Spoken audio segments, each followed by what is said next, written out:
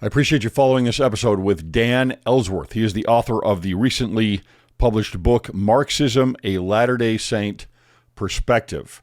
And I love that he just comes out and calls it Marxism because it is what it is. It is what ties many of the current day philosophies of men to a root that is pernicious and is antichrist. That is, comparing it to the gospel of Jesus Christ and into the Book of Mormon, where he calls Marxism the great and abominable church found in 1 Nephi. It's a great little read, a great little pass along. I'm going to put the link to the book in the description box. Now, this episode is brought to you by the Isaiah Institute's Restoring the Covenant virtual conference. This is on October 19th. I am a guest speaker at the conference. This is a chance for you to delve into Isaiah to get a framework and an understanding of what Isaiah is trying to teach us, to understand his prophecies. You can go to isaiahconference.com/Greg. That's isaiahconference.com/Greg. And I will have the link in the description box. Here we go.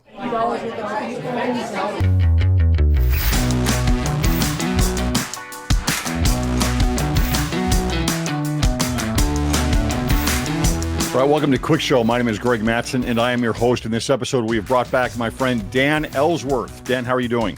Good. How about you? Great. I'm excited here. We're going to talk about the subject of Marxism. I think a lot of people are like, well, wait a minute, I don't know if I want to go into that, but I think it's fascinating to go back into time, look at where this comes from, how is it playing out today, and I think most important to you and I is how does this play out in the church today? Yeah. So I wanted to start off with that, and let me just ask you, first of all, why is the discussion of Marxism relevant for us today, and especially as church members? Well, you have to have.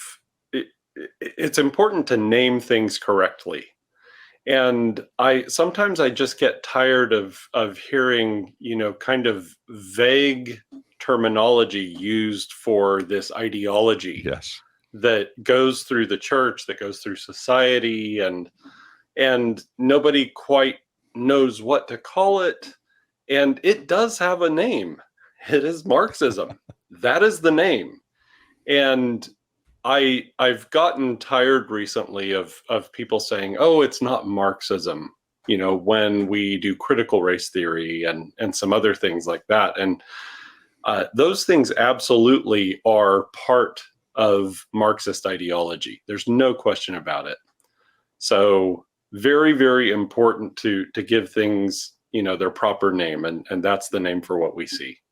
Well, I think also it's important, as you say, it's important to give the proper name, but it's, you've got all of these layers since Marx, since communism has been more the enemy that it was, which it was in the 20th century than it seems to be right now. But it's important to unravel that and understand what the source is of all of this. I mean, because you've got all of these different disciplines and cultural changes that have an origin. And in academia, you look at queer theory, you look at gender theory, you look at critical race theory and all of the identitarian intersectionality focuses that we have. These all come from the same roots. And the individuals that produced these are Marxists, self-proclaimed Marxists. Correct. That is the theory that they're drawing from. Correct. That is absolutely right. Very important to understand that. Okay, so let's go back. First of all, I want to go into a little bit about what is the DNA of this so the people understand as they're looking at things today that come about, and we're looking at DEI, and things that we are very prevalent in our culture, in academia, in our workplace, and coming to a ward near you, perhaps. It's what is the DNA of this? I want to start off with who is Karl Marx, and why does he produce this? This I would call it, ironically, a secular theology. Yeah, and you and I have talked about Marx before. There are some things that people probably don't understand about him, and that they probably should. And he grew up in a Christian family that had converted from Judaism because they were in Germany and they were worried about anti-Semitism.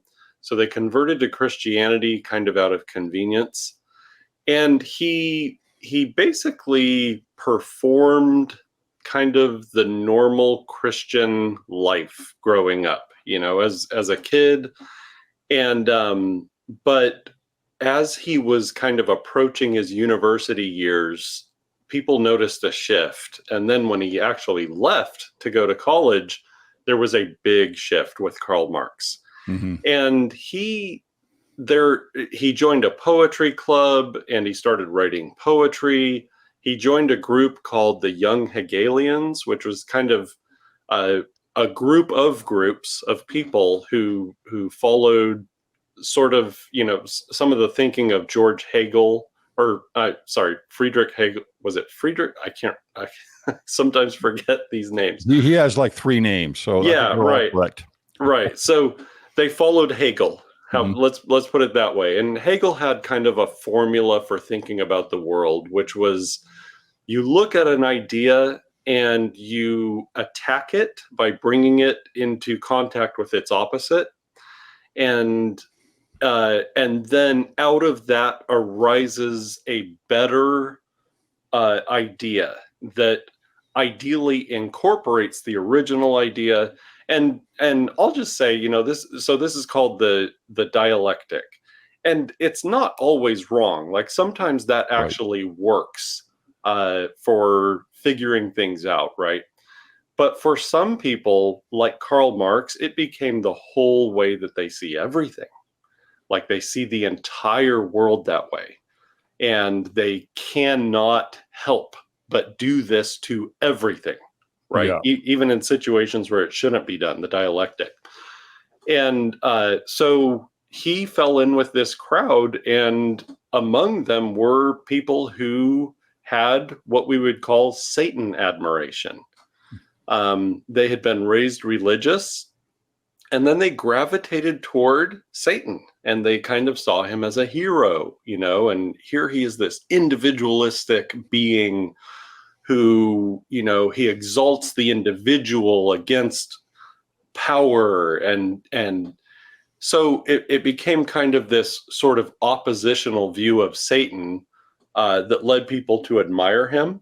And Karl fell in with this crowd. That's how he, those were the waters that he was swimming in during his time in the university. Yeah, and you give several, previously we've talked about this, as you said, you've given several examples of this in your book also, supporting this, right? That this is they almost relish in it. And those around him, there are poems about Marx that talk about this and who he was and the darkness of his spirit and what he focused on. And so I think, again, the important thing to understand is what are the fruits today of that original seed and that plant, right, that is planted? How do we look at this and then see what the fruits are coming from this today? I want to talk about the dialectic a little bit. I agree with you. The dialectic is true, right? It is in many ways the way that history moves forward or that time moves forward. There is a large change. You've got the thesis, you've got the antithesis, and then you've got the synthesis that happens. And this is what happens. It moves forward. Things change this way. But what they do is they weaponize it. Yes. Right. They take it and they say, okay, we are going to not just give a philosophy of how history and time passes with culture, how we evolve, so to speak, culturally, which is really what it is. It's a theory on cultural evolution. Yeah. But we're going to weaponize it and use this and understand that this philosophy can be used for activism. Yeah. Yeah. And we will push the boundaries and then get something in a synthesis and then push the boundaries and then so they kind of go right along with it. Do you see that? Yeah, absolutely. What I see is, it's that old saying, when all you have is a hammer, every problem looks like a nail, right? So for a lot of people on the left and for Marx and the people around him, every problem. The dialectic became their hammer, and everything looked like a nail. We need to do this to everything relentlessly, and with not with the intention of arriving at the truth even. It was just, I hate this thing, so I'm going to use the dialectic. Or Marx, one of the things with Marx is he had this personality that was so just caustic, just vicious. And so he would make friends, and they had these ideas and theories and things, and then he would apply the dialectic, and he would write things about people who had been his friends. He would write these, articles about them, and he was vicious, personally, just really vicious and in attacking these people. And so the dialectic just became this way for him to, I'm just going to be blunt, kind of vomit poison on everything. That's what he did. Yeah, and you say in the book, you say that there were 11 people at his funeral. Yeah, think about that. For this very reason. But again, I think it's really important that people understand and look at the things around you, and how do you identify something that is Marxist, right? That has these roots, and that dialectic is one of the ways to look at it. It's one of the things you see in the DNA of Marxism is the term critique, which becomes critical, right? And so it's a critical theory. And this starts going back all the way to Kant, who coins kind of this critique. And it's, in German at the time, critique is not an analysis. Right. It's not, let me critically think about this. Let me look at this. And it's funny because I get this comment back all the time when I talk about a critical theory, and they're like, well, you don't want people to think critically. It's like, okay, you don't get it. You don't see how you don't know what that used. Right. Yeah. It's like the critique in German means to break down and to change. Yeah. And that is what you're describing in terms of the attacks and using this dialectic to try and break something down and to change it. And everything that you get later on with Gramsci and then the Frankfurt School and the American Marxists is, critical race theory and intersectionality and DEI and all of these things are the same exact thing. Their objective is to break down, as Gramsci says, and you outline in the book, the cultural hegemony of systems, and then change them into what they want them to be. Right. And so I wrote the book partly out of frustration, because I see people trying to avoid this reality, right? Like you said, people say, oh, well, what harm could come from critical thinking and, developing theories? Isn't that a normal thing to do? Well, it sounds harmless until you actually look at what Karl Marx's intentions were.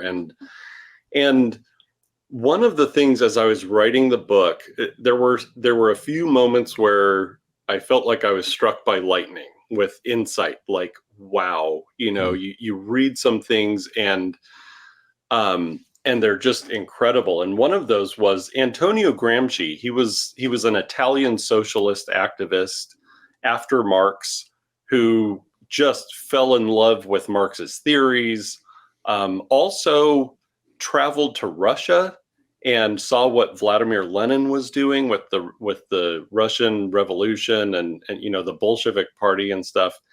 And he thought a lot about, what is really going on. Okay, Marx offered, he functioned kind of like a prophet, like, foretelling the future of the world and society. And so after he died, you have people like Gramsci who had come to follow his teachings. They're sitting there saying, wait a minute, okay, this is not all happening the way he envisioned. So how do we make sense of this, right? And he looked to Russia, to what they were doing, what Vladimir Lenin was doing. And he saw that there was a contradiction between how Vladimir Lenin was doing Marxism versus how Marx taught Marxism. And here's what Antonio Gramsci said. He was talking about the Russians, and he said, they are not Marxists. That's what it comes down to. They have not used the master's works. Okay, I'm going to stop right there. He calls him the master. Yeah. So let that sink in, right?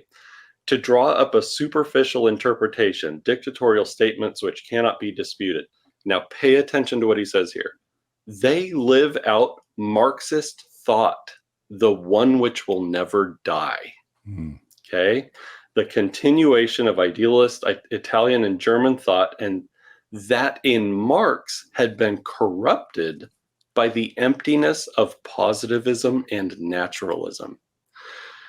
So Gramsci is saying Marxist thought didn't originate with Marx, will never die. Okay? It's going to keep going after Marx. Did not originate with him either. And in Marx, he said it had actually been corrupted by some of his biases. So Gramsci saw that there's this pure kind of current of thought that is actually the real Marxism. Okay? That's amazing for a Marxist to admit, right?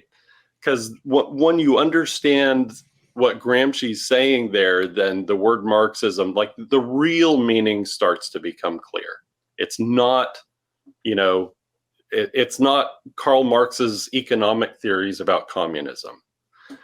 Those are part of how he envisioned, this Marxism playing out in kind of the economic sphere. But Marxism is something different. It's kind of a formula that predates Marx and will always exist.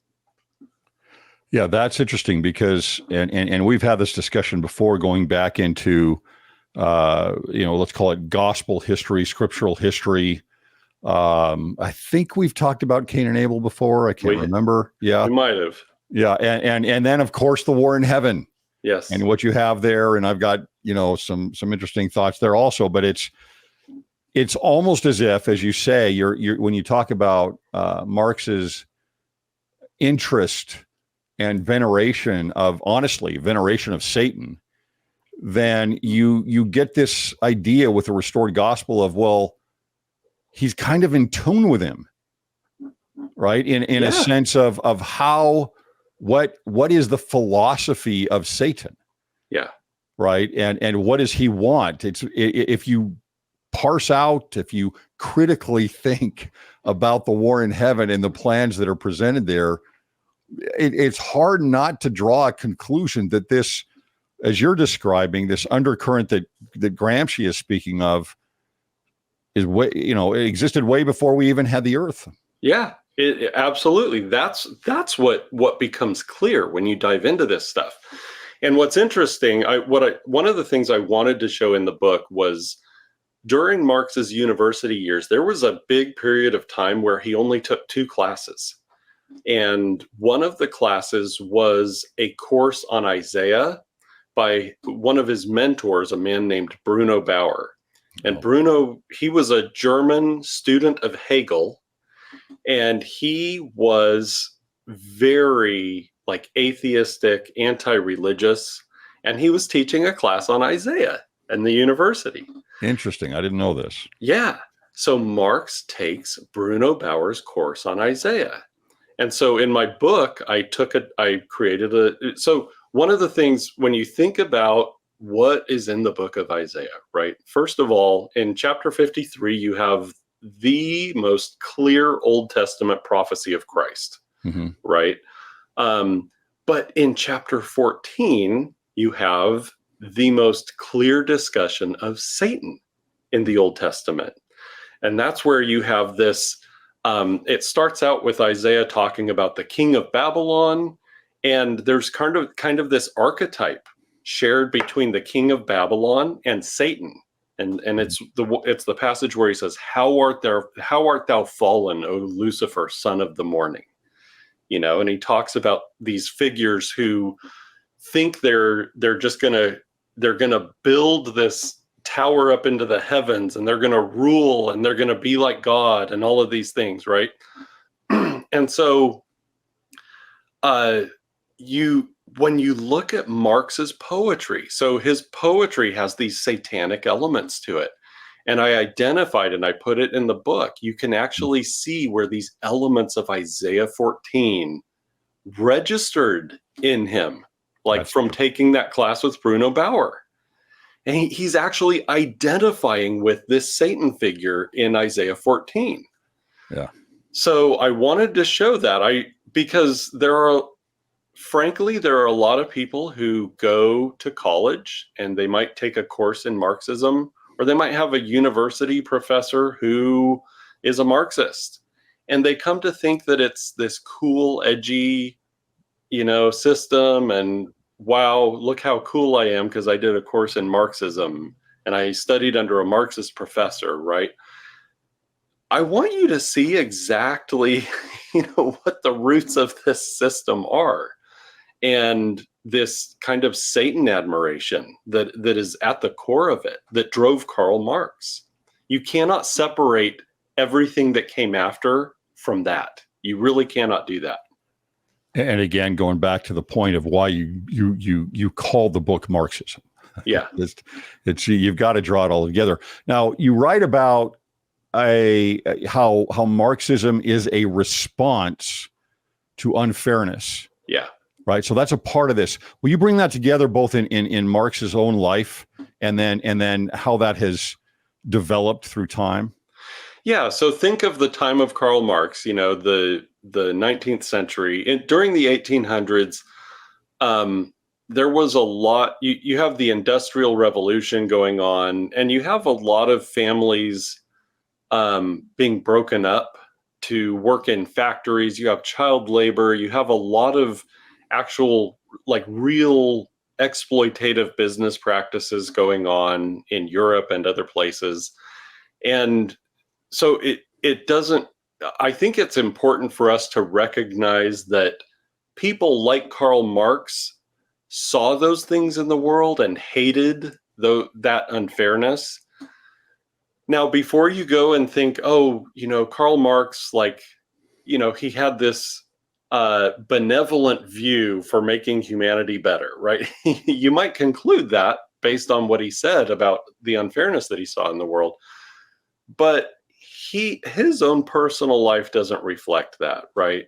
But I did want to put in the book, I want to be clear that was commonly understood, that there were a lot of really exploitative business practices in the world. Brigham Young talked about that. It was actually kind of the way the world was back then. It still is to a great degree, right? So it's not that, when you think about people who might have been drawn to Marxism, it's not that they became Satanists. Mm-hmm. And that's why they were drawn to Marxism. A lot of Marxists they grew up in really terrible situations, and they said, okay, here's an ideology that points to a better world. Well, you see it sprouting a lot more in very poverty-stricken nations, for example. Yeah, absolutely. So I hope that we can see that. And I started the book off by saying, a lot of us are going to, as we do temple and family history work, we're going to come across ancestors who got seduced by Marxism. Well, why? Well, a lot of them were promised this better world through this ideology. A lot of people fell for it. And a lot of people paid for their lives. Once they actually found out what it really was, a lot of them, think of Mao Zedong and his revolution and how he built this revolutionary force that then turned on itself, right? So you had people who had devoted their lives to it that are all of a sudden now being tortured and killed. Like, what happened, So Marxism is a lie, and it seduces good people sometimes. It has done that throughout history. A lot of people who it leads with a new morality. It absolutely does. Yeah, we can make the world better. Well, who doesn't want to do that, right? So, yeah. So part of that, response to unfairness is, I think, an important thing to understand and distinguish as you separate, for example, Marxist ideas from the restored gospel, is the idea of pain. right, in your life. And you're talking about this right now, right? And what is your response to all of this? And how it is, I have this little, I don't know what you call it, like principle called telos versus the oppressors. And we have a very unique position in the world, a little bit esoteric in an understanding of a purpose in our life with restored gospel. And we understand that there is supposed to be adversity. Yeah. Right. There's supposed to be pain. And we look at section 121 with Joseph Smith and how the Lord handles that. And of course, looking at Abraham and his struggles and Job, which is brought up in 121, right? We understand that there's a process of becoming and moving through that telos, if you will, up to a perfection, if you will. And Marxism takes that and just kind of throws it all away. Yeah. Because there's no understanding. It's a secular view of the world, and the idea of becoming is nothing more than the new man of understanding the Marxist ideas. Right. And so if you have it, what I'm trying to get to is it's tragic that, especially for younger individuals that are exposed to these Marxist and hard left ideas, and they don't understand what they have in the restored gospel, and they don't understand the things that they're being exposed to are the antithesis of something that will bring joy and truth and understanding that they've already had and that they've already been given. Yeah. And yet they don't recognize the conflict between the two sides. How do we do a better job? I mean, writing a book like this and hopefully getting it out there, right, it is part of what can be done. But how do we get this out and let people understand what they've got and what these Marxist ideas are the complete antithesis to the restored gospel? So that's a big part of why I wrote the book. One of the things that I'm tired of, I wrote the book kind of angry, sort of, because I want to be able to tell, your average Elders Quorum president, Relief Society president, bishop, stake president, stake Relief Society president. I want to be able to tell them, your flock has a wolf in it, and it's called Marxism. And I want to be able to just say that without being told, oh, we don't do politics in church, right? Because the discussion around Marxism is not politics. It is not a political discussion. I'm not telling anyone who to vote for. Mm-hmm. It's a purely spiritual discussion. And that's why I wrote the book. It is not about politics. It is about the soul. What does this do to your soul? What does this do to groups? What does it do to organizations?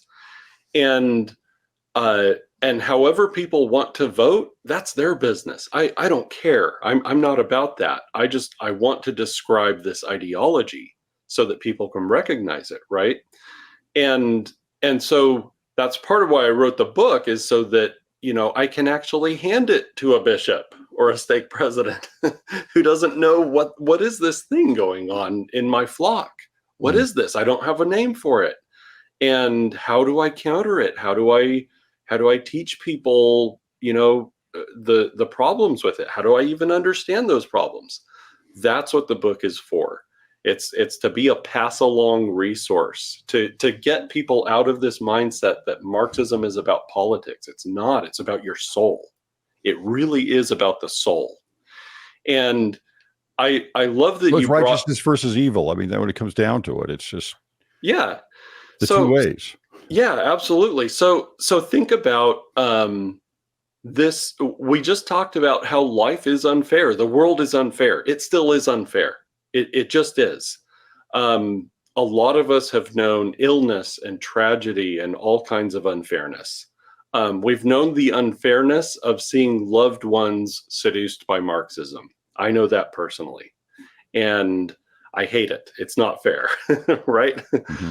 But when you have the gospel and you have this community of a ward and a stake where you regularly experience human connection and you build these relationships and you worship together and you do these things together, you cannot ask for a better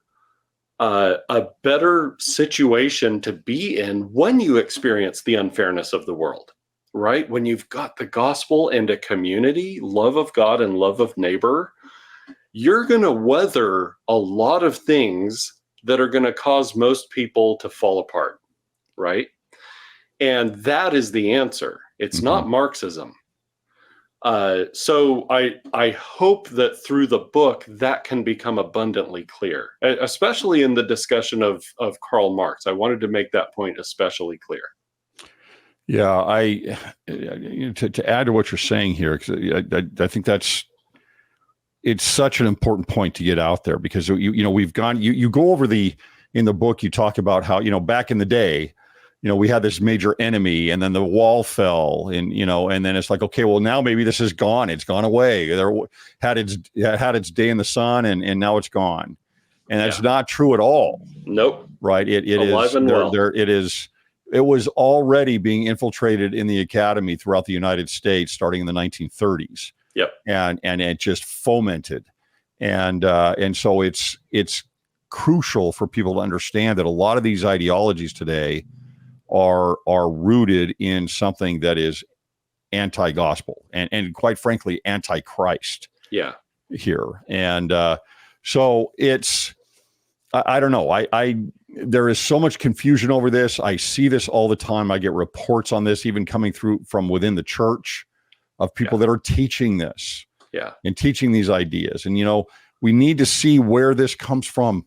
You got to tie it together. You got to see that eventually this is a bankrupt philosophy and is not going to work with the church. Right. You talk about Marxism and deconversion. Yeah. In the book a little bit, and you talk specifically about how Marxism is incompatible with the gospel of Jesus Christ. It's completely incompatible.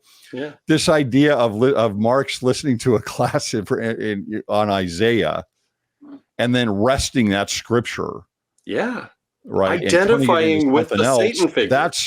You see that happen all the time. And, I gave the example of, I did an episode on the professor that came to BYU and took the Book of Mormon and the word iniquity, and he wanted everyone, instead of thinking of iniquity, to think of inequity. I want to pull my hair out that this is being taught to these, 18 to 22-year-old students on changing this. But this is really what, to me, I always say this, I'm not as concerned about Korihor. He's an atheist. He's teaching atheistic things. And I know that's where everything develops. And I understand that Marxism is atheist. But the problem becomes when you wrest the scriptures and you turn them into something else. And that's how you really cause a problem with the church. And you see that throughout the Book of Mormon. Yeah. And I'm going to get really specific. It just pained me greatly to see some time ago Patrick Mason, who's a Latter-day Saint scholar, who I really like. Right. Yeah, I like Patrick too. But he, mentioning the work of people like Taylor Petrie and Blair Ostler, where they're talking about queering our theology and queering scripture and queering things. And I don't think Patrick understood what is, the root of queer theory. What are they actually doing? Because when it's presented to us as, oh, this is empathetic. This is kind to queer things, right? Mm-hmm. It's inclusive. It feels kind, right? And no, what's happening is indoctrination into Marxism. And people a lot of times don't understand the connection between queer theory and Marxism, which is why I have a whole chapter on it in the book, where I quote Judith Butler, who's considered one of the founders of queer theory. Yes. And she's talking to classical Marxists who are, focused on economics, and she's giving a presentation to them. And she says, my project is every bit as at the heart of Marx's vision as yours is. She was absolutely motivated by Marxism. Her project was always Marxist. So People don't really, I'm tired of these things being understood as separate and, oh, they're not the same thing. That they absolutely are the same thing. Queer theory is Marxist to the core. Yes. So is critical race theory. Yeah. And they all are. And again, when you follow the DNA, you see who the people are that form these things and articulate them and codify them and what they're drawing from, who their mentors were. It's not hard to see where this all comes from. On the queer theory, it's interesting also to me because as you bring that up, and it's we've moved. How fast these things move, and our culture is moving with the internet. But critical race theory 3 years ago was just the major bogeyman of the right, so to speak. And now it's moved a little bit more into the identitarianism of queer theory, and that's really the cultural flashpoint that we're looking at. And it's, if you go back and you look all the way back to Rousseau, if you go even further back than Hegel, and you go to Rousseau and then up through Kant and then up through Hegel and then into Marx and Engels especially, you get the same thing over and over again, which is this: we need to throw off the shackles of an order of sexuality. Yeah. Right. It's that's part of the liberation of a new man and a new woman. It is throwing off these shackles of bridling your passions, so to speak, of putting up the guardrails of family and a marriage. And it's always there. I mean, you go anywhere, you go all the way back, all of these men, these philosophers coming through that DNA are all saying the same thing. That attack that you speak of with Hegel is used, that dialectic is used against sexuality. It's used against the family.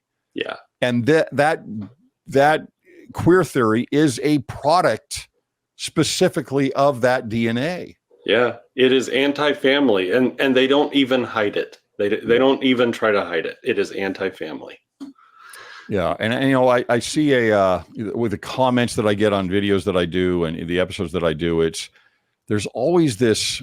I just had this email sent to me the other day that was on, the hatred that I had for the LGBTQ community. Right. And then they bring up a couple of examples of people that are gay or trans that they know and how I hate them. Right. And it's like, of course, no, it's not about the individuals. You have a number of those individuals that completely reject queer theory, that completely reject identitarianism and a pride movement. Yeah. And then you have others, and quite frankly, the larger supporters of queer theory and identitarianism are heterosexual, well, mostly women, I would say, but heterosexual individuals are the largest group of people that are supporters of this. Yeah. There's an ideology, and then there's the individuals, and I go after the ideology. Oh yeah. And there's a difference there. Yeah. I hate the ideology. There's no question about it. I don't hate the people. A lot of people are seduced by these ideas. They're fooled by them. It is sold as compassion. It's sold as empathy. It's sold as inclusion. And women in particular are often shamed by others. If you are not doing this, then gosh, you lack empathy. You're not compassionate. And women are more susceptible to those kinds of shaming than men are. So it's not surprising that we see more women adopting these ideas. Yeah. So I want to go through this as our last major topic here, but that is because you're the first person, this was a few years ago when you first brought this up to me. You're the first person I've seen that would state that Marxism is the great and abominable church. Yeah. How did that evolve with you, and that thought process? And then taking that thought process, how do you see those fitting together? So we have done a whole discussion on it, and there's more to say. Like, I think we could have gone for hours on it, but sure. I read the Book of Mormon every year. I've done that for a very long time. And the language around the great and abominable church has always been, there's so much speculation. What is this? What is this? And I have a quote from Elder Oaks in the book where he says, you can't pin it down to an organization, because then, it doesn't meet these criteria in the Book of Mormon, right? And so it must be thought of more broadly. It can be a number of manifestations, right? But when you actually line it up, Marxism is a great candidate for a manifestation of the great and abominable church. It is a fantastic candidate for it. And one of the things that I tried to do in the book was outline the Marxist covenant path. Marxism has its own covenant path. And recently there was the Faith Matters Restore conference, and there was a talk there given by Nylan McBain, who takes kind of a feminist approach to the gospel and talks about patriarchy. And I read her talk, and I don't know if the people who heard her talk understand that they were being invited onto the Marxist covenant path in that setting. They were being given a formula, right? Marx had a formula. He said, there's a property, and in his case, he was talking about capital and private property ownership. That's this thing that is kind of exclusive. And then society builds this thing called a superstructure that is, all of our customs and traditions and our ideas about economics and law and religion and those things. And we protect the ownership of private property, right, through this ideology, this system called capitalism that maintains oppression of ordinary people. And so you take that Marxist formula and you say, okay, with Gramsci, he said, hey, we need to look at culture. Well, and then the Frankfurt School, and then you have it branching into these fruits of critical race theory and queer and gender theory, where now the property is being normal in the case of queer theory. Queer theory hates the idea that anything is considered normal. And so they have this ideology of okay, they're trying to protect normal, which is a thing that only some people have access to, through an ideology called heteronormativity, right? And with critical race theory, they're trying to protect racial privilege using white supremacy, right? So it's this formula that Marx established, that he kind of synthesized, that is now applied to all of these different other things. And in the case of feminism, well, what is the property? It's male privilege or male power or things like that. And the ideology is patriarchy. It's the Marxist formula. And so if that becomes your new way of seeing the church, now you're going to see the church as a system of oppression. Yes. Instead of Christ's church. And there's no way out of it. If you're going to adopt that at all, you're going to come to that conclusion. Yeah. And now you are on the Marxist covenant path, okay? Yeah. Which involves, for Christianity, you start on the covenant path either with baptism or, as a kid, right? If you're born into the covenant, or if you're a convert, there's a conversion experience where you see the reality of the gospel. You have an experience of God, or an experience of coming to know that the Book of Mormon is true, or any number of things. And it's kind of an awakening that we call the conversion, right?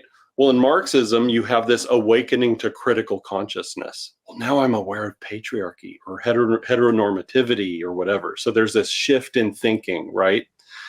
And then in Christianity, the covenant path involves discipleship and teaching the gospel, spreading the gospel to the world. It involves rituals, like taking the sacrament, baptism. In the Restoration, we do temple ordinances and things like that. So in Marxism, you have all of those things. You have praxis, which is that professor coming to BYU and saying we need to change scripture and not talk about iniquity, but rather inequity, right? He was conducting praxis. That's part of the Marxist covenant path. You have rituals in Marxism. Pride parades are a great Marxist ritual, right? And confessions of privilege and all of those kinds of things. These are sacraments and rituals. It's a different covenant path. Yeah, you've got. I want to. I want to go through this section here that you have because I love this part of actually lining things up side by side, and I love this insight. I had never seen this or thought of this before about Nephi's mention of the removal of covenants. Yeah, that's part of the great and abominable. I'm just going to quote this here. You say denial of miracles and questioning the source of Scripture certainly constitute removal of plain and precious truth. So we talk about that portion of First Nephi where things have been removed with the great and abominable church, right? But what about Nephi's mention of the removal of covenants, right? With Marxism in particular, there emerges a new set of covenants that supersede the ones we find in Scripture. Marxism replaces the Christian covenant of repentance with a covenant to reject any spiritual authority to divine sin.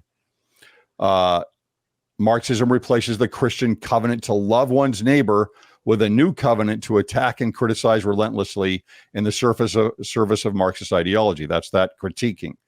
Marxism replaces the Christian covenant to love God with a covenant to love political party and specific authoritarian figures with our full devotion.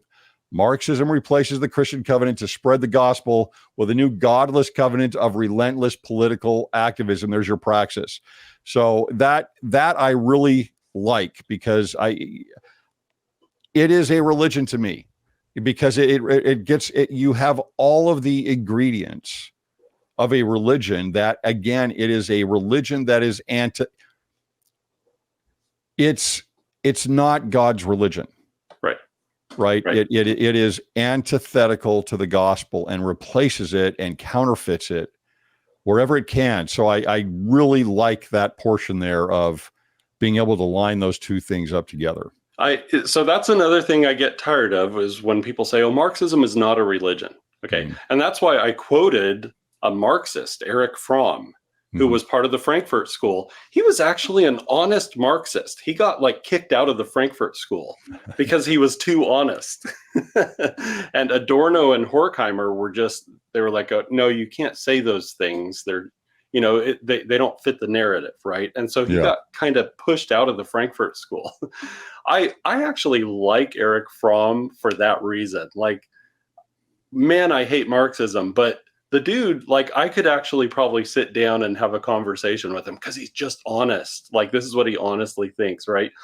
But he said Marx was speaking religiously. He was speaking to religious intuitions and yearnings. Now he said Marx, he's doing this in an atheist framework, but let's be clear what's really happening here. This is religious in nature. All right. So finally, let me just ask you, as I show your book here, right?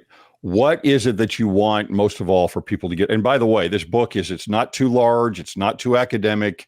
It's very consumable. And so you go out and you buy this and you learn a lot. Right. Yeah. And we'll put the link up for this book up in the description. But what is it that you want people to get out of this book primarily?